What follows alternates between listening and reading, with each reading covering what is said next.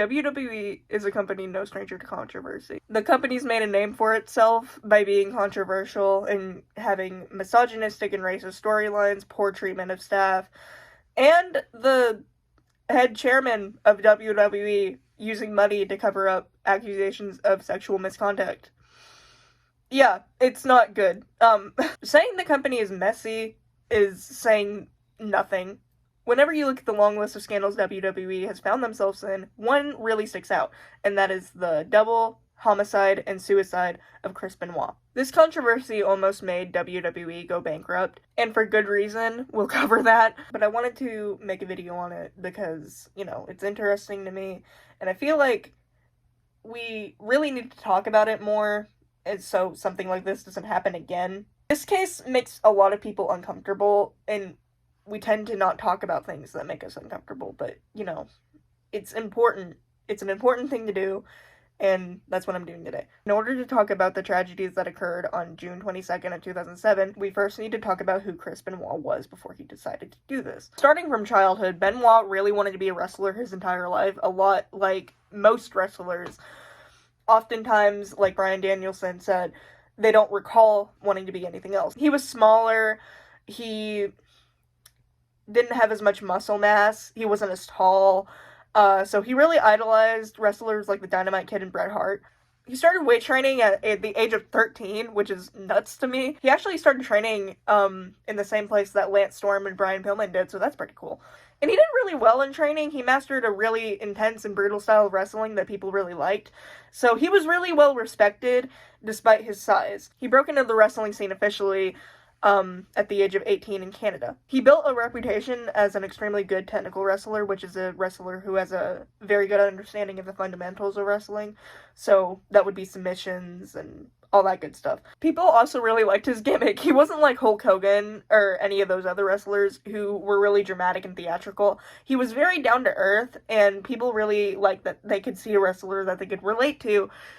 And that kind of became his reputation. He grew a reputation as, like, sort of family man, and that was his whole gimmick. He was a shy guy who just loved his family, which is really fucked up. Later, Benoit moved to Japan to fight in ECW and was brought into the stable of the Four Horsemen by Ric Flair. Overall, Benoit had a really, really great start in his career, and things were about to get better as his late soon-to-be wife, Nancy Tavalanai, stepped into the picture. Now, Nancy wasn't just some random person. She was in the wrestling scene as well. She had a character named Woman, who was like an evil manager type deal. And she was married to Kevin Sullivan, who was a really big name in the wrestling scene back then. Fun fact, Kevin Sullivan actually booked the storyline that started Chris Benoit and Nancy's real-life romance. Nancy was supposed to have an affair with Chris.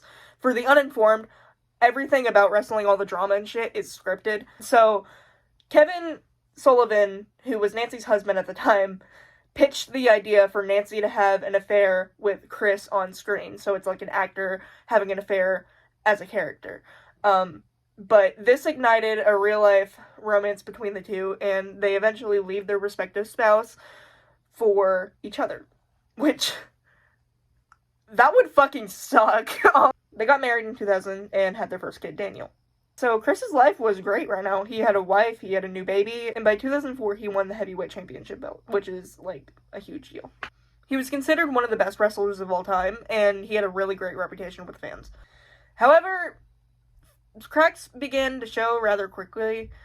3 years into the marriage in 2003, Nancy filed for divorce. According to TMZ, in divorce papers filed in 2003, Nancy included a petition for protection from domestic abuse against Chris. In the paper, Nancy claimed that Benoit lost his temper and threatened to strike the petitioner and cause extensive damage to the home and personal belongings of the parties, including furniture. She also added that she was in reasonable fear of her own and her child's safety. The case was dropped a few months later, and there's not a lot of information about how the marriage was at this point, but it's kind of hard to look back and not be like, what the fuck, Another instance of Nancy alleging abuse was in a text message where she said, "Get off the crap you're on, it's making you passive-aggressive and I don't need the abuse." Then 3.5 hours later, she messaged, "No one knows what goes on behind closed doors." That's basically all we're going to go over with Chris's life. There's not a lot of information about him other than this. The murders definitely foreshadowed a lot about him, and, I mean, rightfully so. So now that we've talked about Chris Benoit's life, it's time to talk about his death. It's hard to pinpoint where Chris began planning on murdering his family, but we do know details about what occurred before. On the morning of the night Chris Benoit decided to kill his family, he visited his personal physician, Dr. Phil Aston. Phil Aston did not have a good reputation as a doctor. He was infamous for prescribing steroids like candy. Dr. Aston would prescribe Benoit 10-month prescriptions over the span of 4 weeks. So he went to pick up his prescription, and that's all we really know about what Benoit was doing that day. And the last person to see the family alive was a pool cleaner who showed up around the house around 6. Chris and Daniel were preparing dinner over a barbecue, and that was the last person who ever saw either one of them alive. The details of the murder, not that I would go into them anyway, they aren't really known. Unlike most cases, there was no interrogative process because the person who committed the act was already dead when it was discovered that even a crime had occurred. But crime scene evidence suggests that Nancy was held down and her lips were bound by duct tape. Due to evidence later found in the crime scene, it's also shown that her head was smashed by Chris into the floor.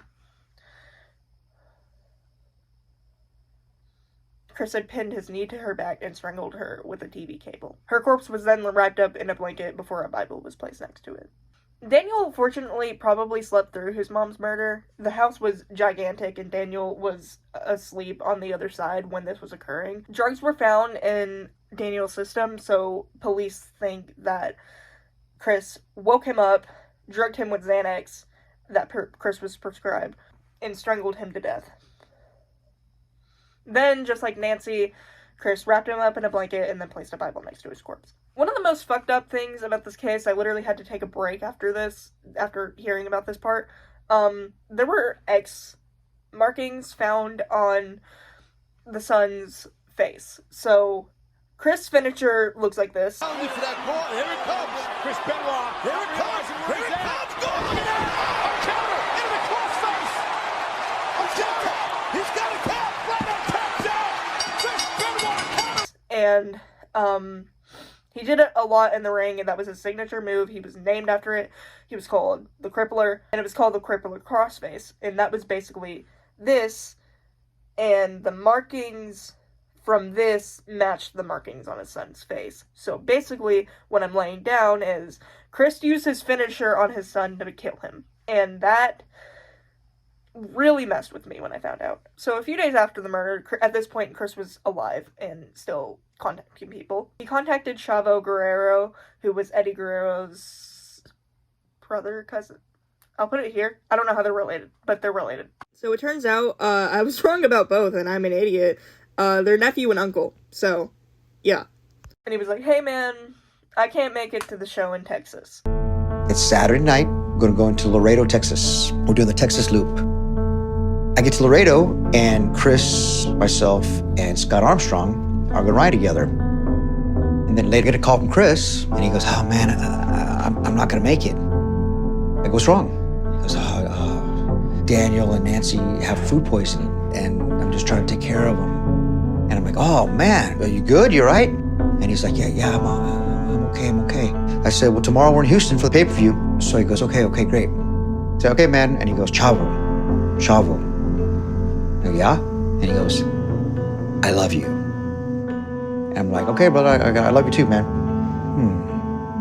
That was weird. And I go, are you okay? He's like, yeah, I'm okay, man. I'm just really tired. And I said, okay, man. Okay, well, you can call me if you need to get any problem. Okay, well, I will. So then, that's it. The same story was relayed to his neighbor, Holly McVog, who actually plays a more important part in this case than you would think. And she recalled his tone as being super odd and super off, and something was definitely wrong when they were talking, but she just didn't know.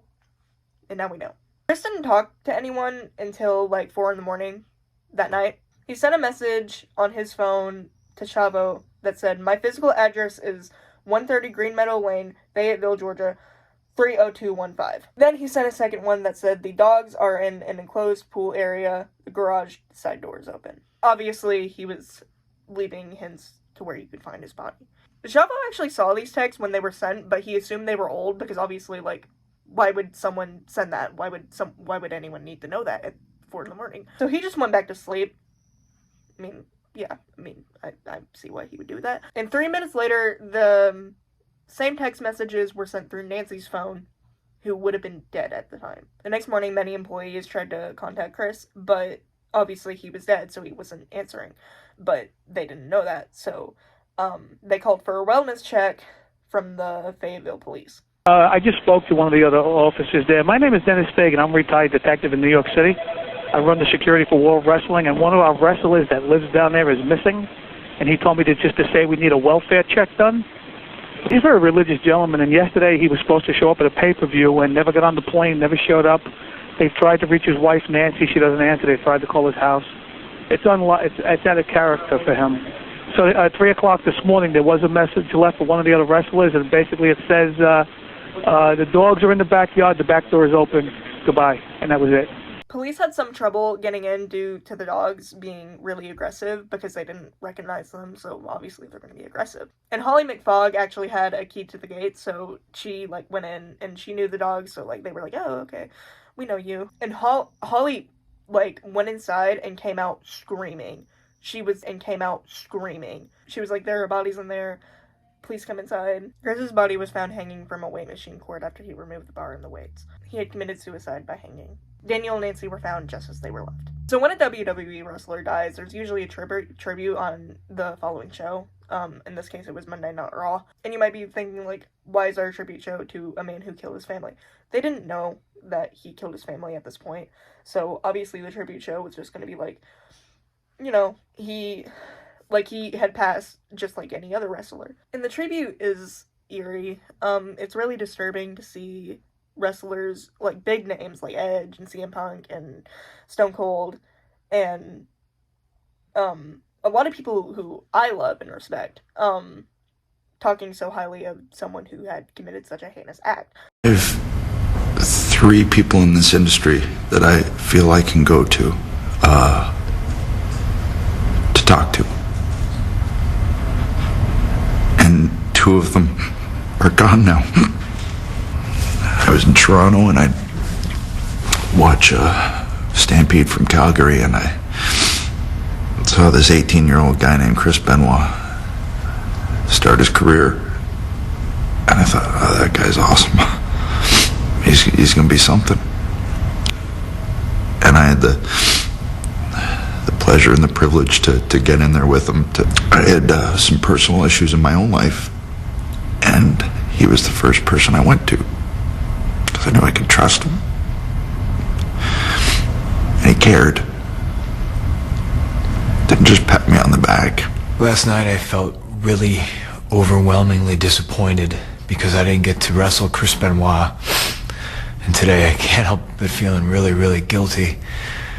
I just can't get that out of my head because Chris Benoit was my hero, and I was privileged enough to be able to work with him and to know him as a person and to call him my friend. He taught me a lot, and I just hope that I can do his memory good by always being the best I can be. One of the most talented individuals I've ever known in my life. Anytime I've ever seen the guy work, it didn't matter if there's 15 people in the building or if there's 30,000 people in the building. Anytime Chris Benoit went to the ring, he gave it 120%. One of the most hardest working people I've ever known in my life. The news didn't surface that Chris had killed his wife until in the last hour of the tribute program. At this point, it was over, basically. The police had determined that all parties had died at different times. Therefore, the only logical way that could have happened is if Chris had killed them. Everyone was demanding answers, rightfully so. I think the biggest part that shocked people was the fact that Chris did have his family as a part of his image and a part of his gimmick, and the fact that he would do something like this to them was out of this world. So what did cause it? Well, there are 3 main theories.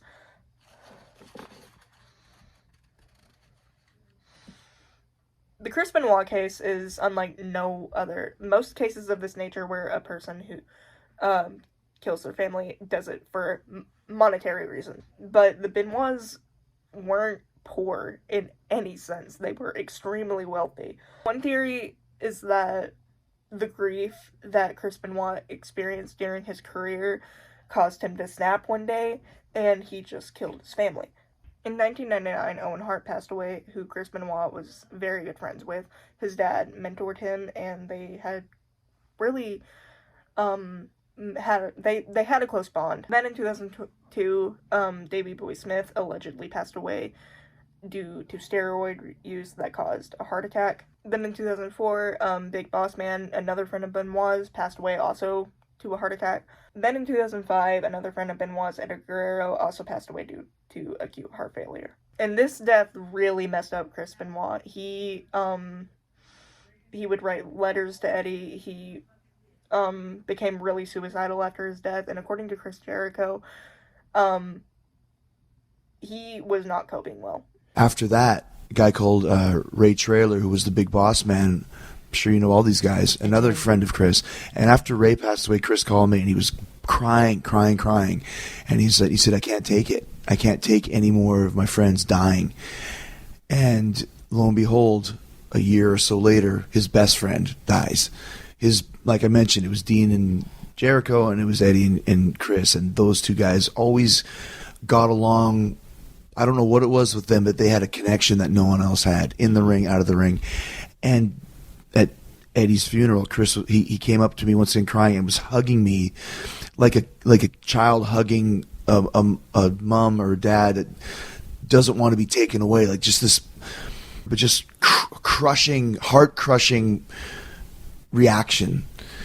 And I agree with, I think that put him over the edge to where, like you said, perpetual bereavement. That's such a good point. So the theory is that the emotional turmoil that the career demanded from him, combined with the grief that he experienced during his career and those times, really took a toll on his mental health, and he just snapped one day, and that's how it happened. And I believe that this could have been a factor. I feel like it was really a combination of the three theories that caused him to do what he did. I don't believe that this was the main one. Plenty of people go through grief very similar to this and don't do anything like this. I feel like the depression he was experiencing really could have played a part. The second theory I'm going to go over is the roid rage theory.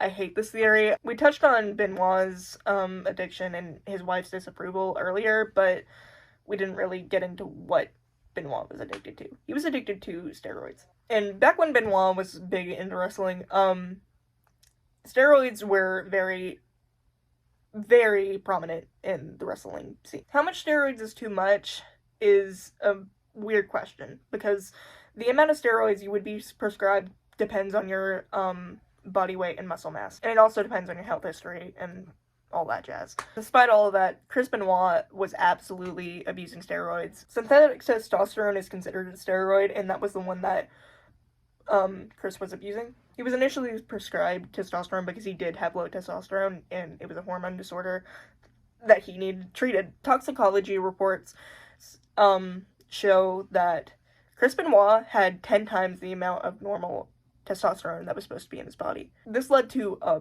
fuck ton of speculation. Steroids are infamous for causing aggressive behavior, even though that has kind of been debunked in recent years. Dr. Phil Astin, who we mentioned was Chris's physician, is often blamed for what happened that night, because he was the one who prescribed Benoit the fucking reckless amount of steroids, so obviously it's his fault. This wasn't even the only case of Astin prescribing a wrestler an insane amount of steroids. In an investigation, it was discovered that he also prescribed steroids to 2 other patients, one of which being Johnny Grunge, who was prescribed an excessive amount of Soma pills, which is not a steroid. I don't know why I said steroid before. It's not a steroid, it's a muscle relaxer. The recommended dose of Soma is 250 to 350 tablet every 8 hours and 1 before you go to sleep. This would mean a healthy dose of Soma for a 4-day period would be about 12 to 15 350 milligram tablets. Dr. Phil Astin did not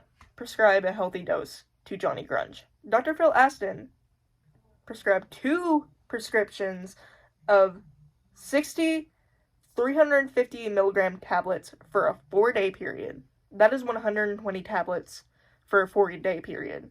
That is absurd. And while Johnny Grange's official cause of death was being morbidly obese and not an overdose, still probably didn't help. All the prescriptions were found empty, so it is considered fact that Johnny Grange did take all of those pills. This evidence was so damning that a wrongful death lawsuit was issued by Nancy Toffolonai's family, and Dr. Aston was sentenced to 10 years in prison, and he died in prison. So, despite all of that, back to Chris Benoit. Do I believe in the roid rage theory? No. Mainly because the debate on whether steroids even cause roid rage is widely debated. A lot of people believe that roid rage is a myth and it doesn't actually cause aggression. And even if it did, these murders were not an act of rage. These murders were planned over a period of time. If these murders were an act of rage, I do not think that Chris would have woken Daniel up and then drugged him and then killed him. I think it would have just been a one and done thing. However, I do think that steroids could have played a part in the murder. Chris Benoit was said to be quite paranoid before his death. He would often take different routes to his physician and to make sure no one was following him, and that is a side effect of high testosterone. So I think paranoia could have played a part, maybe. There are so many more symptoms that I think could have played a part, like mania, paranoia, decreased empathy, depression, psychosis, and delusions. All of those could have played a part. We do not know. However, I don't think it was roid rage. I wholeheartedly do not believe that it was roid rage. One and done. That's it. The final of the three widely accepted theories, and probably the most widely accepted, is the CTE theory. CTE stands for chronic traumatic encephalopathy. Chris's family was very desperate for answers, especially his father, Michael Benoit. Chris Benoit's dad turned his son's brain over for examination to West Virginia University. The tests found that Chris Benoit's brain was severely damaged and was more like a 85-year-old with Alzheimer's. Very severe Alzheimer's. And CTE is very infamous for causing people to do really extreme things, such as the case with Aaron Fernandez or Philip Adams, who were both NFL players who suffered very severe CTE, who went on to murder people and commit suicide. And Chris Benoit was very passionate about his career, so he would get concussions and then go back into the ring like nothing happened. And this combined with WWE's shit wellness department was not a good mix. On June 28th of 2007, Chairman Vince McMahon went on the Today Show and denied the possibility of not only steroids potentially playing a part in the murders, but the possibility of the company having any involvement at all. Just to correct myself right here, Vince did backtrack in the middle of the interview and said that steroids could have been a part of the cause of the murders, but originally he did say that steroids were not involved before the toxicology reports came out. So eventually he did admit that steroids could have been used, but originally that was his statement. There was absolutely no way Vince McMahon could even know any of this because the toxicology reports were not released yet. So he basically lied to the public's face, and this was not the only case of WWE doing that to cover their asses. Jerry McDevitt, a representative for WWE, dismissed the speculation around steroid use and claimed that Chris had been arguing with Nancy prior to the arrest. According to McDevitt, the argument had sparked when Nancy was arguing with Chris about how he was supposed to stay home more and take care of their son, who supposedly had Fragile X syndrome. Fragile X syndrome is a mutation in the FMR1 gene. I can't talk. That causes mild to severe learning disabilities and cognitive impairment. McDevitt claimed to have obtained this information from friends, family, and employees, but none of them had mentioned Fragile X syndrome at all. And this theory was further disproven when the grandparents of Daniel claimed that they had no idea that he was disabled and didn't think he was disabled. And the theory really fell apart when more family members came out and were like, hey, he was not disabled. And eventually, McDevitt admitted to lying and that he hadn't talked to any family members or employees. In fact, the only person who McDevitt said that even claimed that Daniel was any form of mentally disabled was a random caller on a radio talk show who claimed to have spoken with the Benoits. And this person could have been anyone because it was anonymous. So Some random person gave him this information and he just ran with it, and that was a whole angle and a whole rumor that just has no base in reality at all. It was literally just a cover-up by WWE to make themselves look better because they were scared that people were going to figure out that their wellness department was shit, because at this point the steroid theory was like very widely accepted. Not only that, but Daniel's medical records showed no signs of mental disability. There were no mentions of it. So he wasn't. So it was all a lie that WWE made up.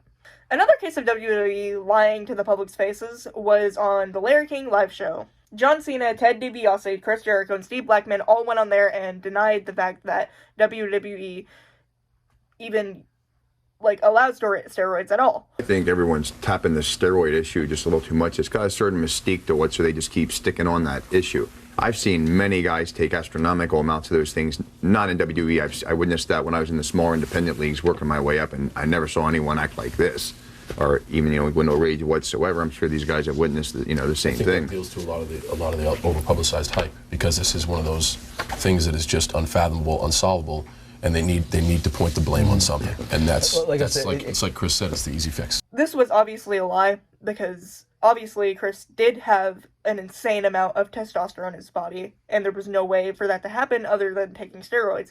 And WWE had drug tested him while he was taking those steroids, and he passed. So obviously those drug tests weren't picking up on something they should have been picking up on. So yeah, WWE's wellness department at this time was not that great, and even Nancy said that in a text message. She said, "Get off the stuff," which is steroids. It's obvious, and I'm probably not the only one that can see it. We both know the wellness department is a joke. In response to this, and the backlash that they received, WWE really cracked down on steroids and their wellness department in general. Then, in response to the CTE angle, they banned unprotected chair shots to the head, possibly saving lives like Bryan Danielson and Corey Graves. And their concussion policy was changed. Now, if you have a concussion, you obviously can't wrestle. Why did that take so long? Why is that so hard? And to this day, there are no mentions of Chris Benoit anywhere on any of WWE's sites or anything. You can't find anything. I wanted to quickly go over who Nancy and Daniel were as people. Unfortunately, we as a society tend to focus on the bad instead of the good. We get so enthralled with these killers that we start to forget the victims, who we really should remember. I mentioned that Nancy had a career in wrestling. She had a very, very respectable career. And I think it's really fucking sad that her death is really the only thing people even care to know about her. She was a wonderful person, a wonderful mom, a wonderful sister, and everyone who was in her life remembers her very fondly. As for Daniel, Daniel was a sweet kid. He was a very nice kid. He absolutely loved his dad. He admired the absolute shit out of him. He had all of his action figures and all of his posters. His room was basically a shrine to his dad. At the funeral that was held in Daytona, Florida, Nancy Tafalana's sister stated, "Daniel kissed sweetly and hugged tightly and laughed happily." And as for Nancy, she stated, "Daniel was her whole world and they had a beautiful future."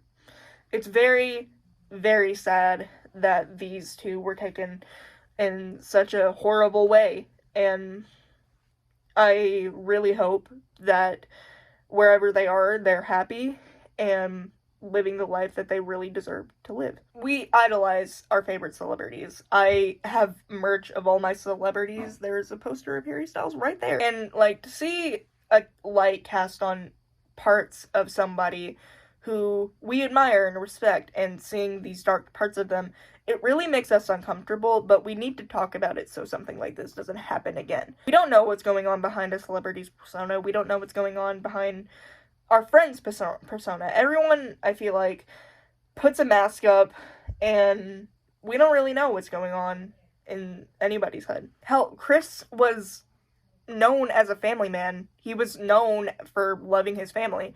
So when someone like that can do something so horrible to the people he's built a career on, it messes with your head. And I feel like that's part of the reason why people don't like talking about this as much. But like I said, it's very important, and I'm glad that I made this video. I'm glad that I learned about it.